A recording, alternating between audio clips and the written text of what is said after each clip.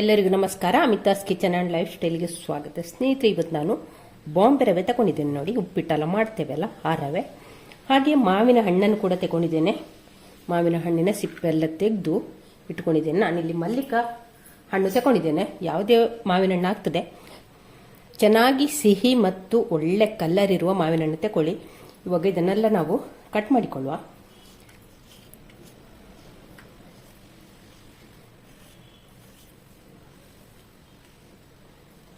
ಇವಾಗ ನಾನಿಲ್ಲಿ ಪೂರ್ತಿ ಮಾವಿನ ಹಣ್ಣು ತಗೊಳ್ಳಿಲ್ಲ. ಇದು ತುಂಬ ದೊಡ್ಡ ಮಾವಿನ ಹಣ್ಣು ಕೂಡ. ಹಾಗೆ ಇದರಲ್ಲಿ ಗೊರಟು ಕೂಡ ಇರುವುದಿಲ್ಲ, ತುಂಬ ತೆಳ್ಳಗೆ ಅಲ್ಲ. ಹಾಗೆ ನೋಡಿ, ಇಷ್ಟೇ ಪಲ್ಪ್ ಸಾಕು ನಮಗೆ. ಹೀಗೆ ಇಷ್ಟು ಸಾಕು. 1 ಕಪ್ಪಿನಷ್ಟು ಪಲ್ಪ್ ಸಾಕಾಗ್ತದೆ ನಮಗೆ. ಇವಾಗ ಮಾವಿನ ಹಣ್ಣನ್ನು ಮಿಕ್ಸರ್ ಜಾರಿಗೆ ಹಾಕಿ ಗ್ರೈಂಡ್ ಮಾಡಿಕೊಂಡು ಬರುವ. ನಯವಾಗಿ ಗ್ರೈಂಡ್ ಮಾಡುವ. ನೋಡಿ, ಮಾವಿನ ಹಣ್ಣನ್ನು ಗ್ರೈಂಡ್ ಮಾಡಿಕೊಂಡಾಯ್ತು. ಇವಾಗ ಇದನ್ನು ಪಕ್ಕಕ್ಕೆ ಇಟ್ಕೊಳ್ಳುವ. ರವೆಯನ್ನು ನಾನು ಈ ಕಪ್ಪಲ್ಲಿ 1 ಕಪ್ಪಿನಷ್ಟು ರವೆಯನ್ನು ತಗೊಂಡಿದ್ದೇನೆ.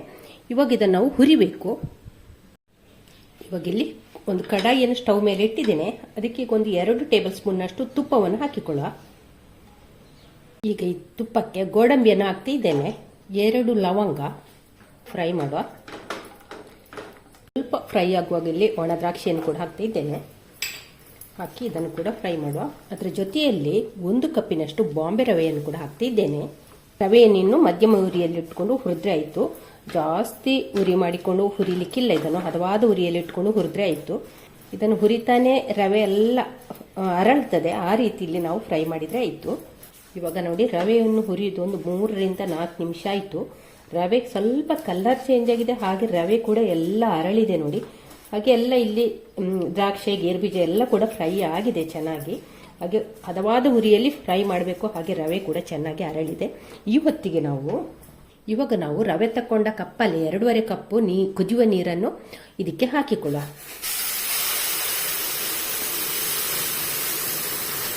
ಹಾಕಿ ಒಮ್ಮೆ ಚೆನ್ನಾಗಿ ಇದನ್ನು ಮಿಕ್ಸ್ ಮಾಡುವ. ರವೆ ತಕ್ಕೊಂಡ ಕಪ್ಪಲ್ಲಿ 2.5 ಲೋಟದಷ್ಟು ನೀರನ್ನು ಹಾಕಿದ್ದೇನೆ. ಮಧ್ಯಮ ಉರಿಯಲ್ಲೇ ಇದನ್ನು ಚೆನ್ನಾಗಿ ಹೀಗೆ ಮಿಕ್ಸ್ ಮಾಡುವ. ಮುಚ್ಚಳ ಮುಚ್ಚಿ ಒಂದು 2 ನಿಮಿಷ ಇದನ್ನು ನಾವು ಹೀಗೆ ಬೇಯಿಸಿಕೊಳ್ಳುವ. ಒಮ್ಮೆ ಮುಚ್ಚಳ ತೆಗೆದು ಒಮ್ಮೆ ಚೆನ್ನಾಗಿ ಇದನ್ನೊಮ್ಮೆ ಮಿಕ್ಸ್ ಮಾಡುವ. ನೋಡಿ, ಎಷ್ಟು ಸಾಫ್ಟ್ ಆಗಿದೆ ನೋಡಿ. ರವೆ ಕೂಡ ಚೆನ್ನಾಗಿ ಬೆಂದಿದೆ. ಹಾಗೆ ರವೆ ಕೂಡ ಎಷ್ಟು ಸಾಫ್ಟ್ ಆಗಿದೆ ನೋಡಿ. ನೋಡಿ, ಚೆನ್ನಾಗಿ ಬೆಂದಿದೆ, ಅರಳಿದೆ. ರವೆ ಕೂಡ ಡಬಲ್ ಆಗಿದೆ ನೋಡಿ. ಇವಾಗ ಇದಕ್ಕೆ ನಾವು ರವೆ ತಗೊಂಡ ಕಪ್ಪಲ್ಲಿ 3/4 ಕಪ್ಪಿನಷ್ಟು ಸಕ್ಕರೆಯನ್ನು ಸೇರಿಸಿ ಒಮ್ಮೆ ಚೆನ್ನಾಗಿ ಇದನ್ನೊಮ್ಮೆ ಮಿಕ್ಸ್ ಮಾಡುವ.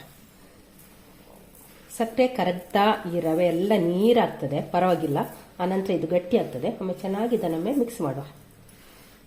ನೋಡಿ, ಸಕ್ಕರೆ ಕರಗ್ತಾ ರವೆ ಎಷ್ಟು ನೀರಾಯಿತು ನೋಡಿ.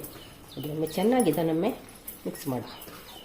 ಎಲ್ಲ ರವೆ ಎಲ್ಲ ಹೀಗೆ ನೋಡಿ, ಹೀಗೆ ಗಂಟು ಕಟ್ಟಿದೆಯಲ್ಲ, ಅದೆಲ್ಲ ಚೆನ್ನಾಗಿ ರವೆ ಸಕ್ಕರೆಯಲ್ಲಿ ಬೆರಿಬೇಕು. ಆ ರೀತಿ ಒಮ್ಮೆ ಎಲ್ಲವನ್ನು ಚೆನ್ನಾಗಿ ನೀಟಾಗಿ ಇದನ್ನೊಮ್ಮೆ ಕಲಸುವ. ಇವಾಗ ಇದಕ್ಕೆ ಒಂದು ಚಿಟಿಕೆ ಉಪ್ಪನ್ನು ಸೇರಿಸಿಕೊಳ್ಳುವ. ಉಪ್ಪು ಹಾಕಿದ್ರೆ ಉಂಟಲ್ಲ, ಟೇಸ್ಟ್ ಬ್ಯಾಲೆನ್ಸ್ ಆಗಿದೆ ನೋಡಿ. ಇವಾಗ ನಾವು ರುಬ್ಬಿಟ್ಟಂತ ಮಾವಿನ ಹಣ್ಣಿನ ಪ್ಯೂರಿಯನ್ನು ಹಾಕಿಕೊಳ್ಳ.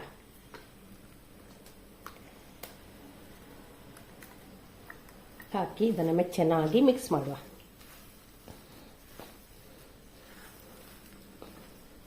ಪೇಸ್ಟ್ ರವೆ ಎಲ್ಲ ಚೆನ್ನಾಗಿ ಮಿಕ್ಸ್ ಆಗಬೇಕು. ಆ ರೀತಿ ಒಮ್ಮೆ ಚೆನ್ನಾಗಿ ಇದನ್ನು ಮಿಕ್ಸ್ ಮಾಡುವ. ಮಾವಿನ ಹಣ್ಣಿನ ಪೇಸ್ಟ್ ರವೆಯೊಂದಿಗೆ ಚೆನ್ನಾಗಿ ಮಿಕ್ಸ್ ಆಗಿದೆ. ಒಳ್ಳೆ ಕಲ್ಲರ್ ಇರುವ ಮಾವಿನ ಹಣ್ಣು ತಗೊಳ್ಬೇಕು. ಈಗ ಇದಕ್ಕೆ ನಾವು 1 ಟೇಬಲ್ ಸ್ಪೂನ್ ತುಪ್ಪವನ್ನು ಹಾಕಿಕೊಳ್ಳ. ಒಮ್ಮೆ ಚೆನ್ನಾಗಿ ಮಿಕ್ಸ್ ಮಾಡುವ. ಮಾವಿನ ಹಣ್ಣು ಹಾಕಿದ ನಂತರ ಒಂದು 5 ನಿಮಿಷ ಮಧ್ಯಮ ಉರಿಯಲ್ಲಿ ಇದನ್ನು ನಾವು ಚೆನ್ನಾಗಿ ಒಮ್ಮೆ ಮಿಕ್ಸ್ ಮಾಡಿಕೊಳ್ಬೇಕು. ಎಷ್ಟು ಸಾಫ್ಟ್ ಆಗಿ ಬಂದಿದೆ ನೋಡಿ. ತುಂಬ ಸಾಫ್ಟ್ ಆಗಿ ಬಂದಿದೆ. ತುಂಬ ಒಂಥರ ಹಗುರ ಅನಿಸ್ತದೆ. ಆ ರೀತಿ ಮಾಡಿಕೊಂಡ್ರೆ ಆಯಿತು. ಇನ್ನೊಂದು 5 ನಿಮಿಷ ಇದನ್ನು ನಾವು ಹೀಗೆ ಬೇಯಿಸ್ಕೊಳ್ಬೇಕಾಗ್ತದೆ. ಇವಾಗ ಒಂದು 5 ನಿಮಿಷ ಆಯಿತು. ನಾನು ಇದನ್ನು ಮಗುಚೋದು. ಈಗ ಇದಕ್ಕೆ ಏಲಕ್ಕಿ ಪುಡಿಯನ್ನು ಹಾಕಿಕೊಳ್ಳುವ. ಮೇಲಿಂದ 1 ಟೇಬಲ್ ಸ್ಪೂನ್ನಷ್ಟು ತುಪ್ಪವನ್ನು ಕೂಡ ಹಾಕಿಕೊಳ್ಳುವ. ಹಾಕಿ ಒಮ್ಮೆ ಚೆನ್ನಾಗಿ ಮಿಕ್ಸ್ ಮಾಡುವ. ಇವಾಗ ಇಲ್ಲಿ ನಮ್ಮ ಮಾವಿನ ಹಣ್ಣಿನ ಕೇಸರಿ ಬಾತ್ ರೆಡಿ ಆಯಿತು. ಸ್ಟವ್ ಅನ್ನು ಆಫ್ ಮಾಡಿದ್ದೇನೆ. ಹಾಗೆ ಒಮ್ಮೆ ಚೆನ್ನಾಗಿ ಒಮ್ಮೆ ಮಿಕ್ಸ್ ಮಾಡುವ. ಏಲಕ್ಕಿ ಪೌಡ್ರು, ತುಪ್ಪ ಎಲ್ಲ ಚೆನ್ನಾಗಿ ಒಂದಕ್ಕೊಂದು ಬೆರಿಬೇಕು. ಆ ರೀತಿ ಮಿಕ್ಸ್ ಮಾಡುವ. ಸ್ನೇಹಿತರೆ, ಈಗ ಮಾವಿನ ಹಣ್ಣಿನ ಸೀಸನೇ ಅಲ್ಲ, ನೀವು ಕೂಡ ಒಂದ್ಸಲ ಟ್ರೈ ಮಾಡಿ. ಯಾಕೆ ತುಂಬಾ ಅದ್ಭುತವಾದ ರೆಸಿಪಿ.